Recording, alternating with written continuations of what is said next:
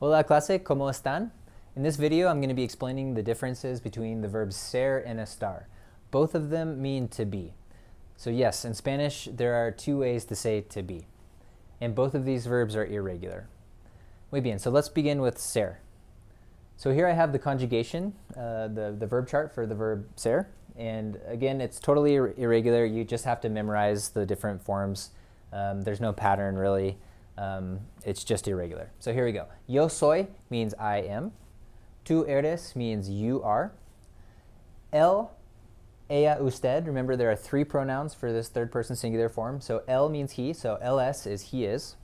Ella es would be she is. And finally, usted es would be you are. Remember, usted is the formal you, so usted es is you are. Nosotros somos, we are. Vosotros, that pronoun we use in Spain, means you all. Okay, so vosotros sois means you all are. And finally, we have ellos, ellas, ustedes. Ellos means they, so ellos son is they are. Ellas is also they, but a group of girls or women. So ellas son is they are.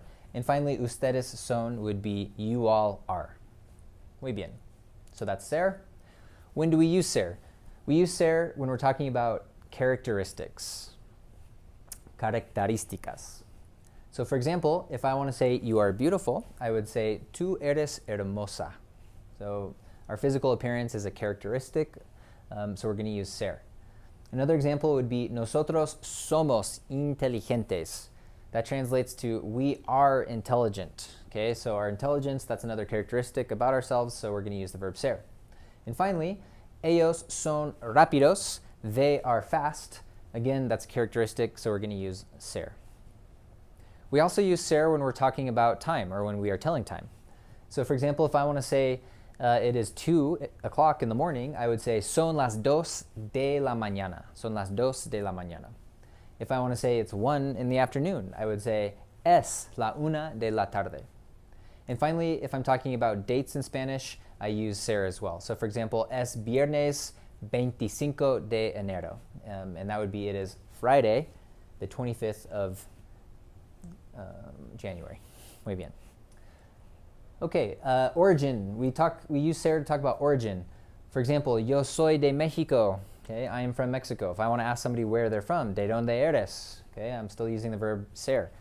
Vosotras sois de España. You all are from Spain. And our last example, usted es de Argentina. That means you are from Argentina. Okay, the formal way to say that. Okay, so now we're going to talk about estar. So again, estar, just like ser, means to be, but we use estar in different contexts. So here are the conjugations for estar in the present tense. Estar is still irregular. There is a slightly more predictable pattern here, but it's still an irregular verb. Okay, so we have to just memorize the different forms. Starting with yo, we have yo estoy. That means I am. Tú estás, you are. Él está, excuse me, él está, he is. Ella está, she is. Usted está, you are. Nosotros estamos, we are. Vosotros estáis, you all are. Ellos están, okay, that means they are. Ellas están, they are again. And then finally, ustedes están, you all are. Muy bien. So when do we use estar? We use estar for conditions. Okay, so ser was characteristics. Now we're using estar for conditions. So let's look at a few examples. Nosotras estamos sorprendidas. That means we are surprised. So being surprised isn't necessarily a characteristic. It's something that's going to change, right? That's a condition. So we're going to use estar here. Next example. Él está cansado. Él está cansado. He is tired. Being tired is something that might change. That's a condition. Okay, so we're going to use estar. And finally, yo estoy emocionado. I'm excited. Being excited is a condition. It's not a characteristic. It's subject to change. Again, we're going to use estar for this because it's a condition. Muy bien.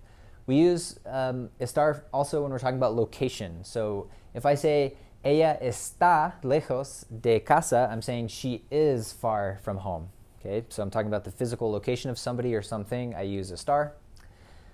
Tú estás en la escuela. You are at school. So again, that's location. Tú estás en la escuela. And then finally, ustedes están en un concierto. You all are, okay, ustedes, that means you all. You all are at a concert, okay? We're talking about location again. Muy bien. So there's a little rhyme that I always tell my students that really helps with distinguishing between ser and estar. And it goes like this. How you feel and where you are, always use the verb estar. So go ahead and say that at home. How you feel and where you are, always use the verb estar. Muy bien. So when you're writing or you're speaking in Spanish and you find yourself asking, do I use ser or estar here? Just think about it. Is it a location?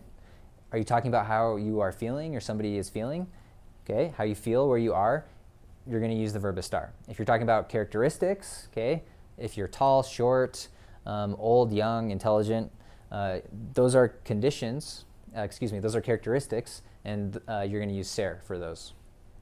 Muy bien. Okay, so that wraps up ser and estar. Muy bien, muchas gracias, clase. Hasta la próxima.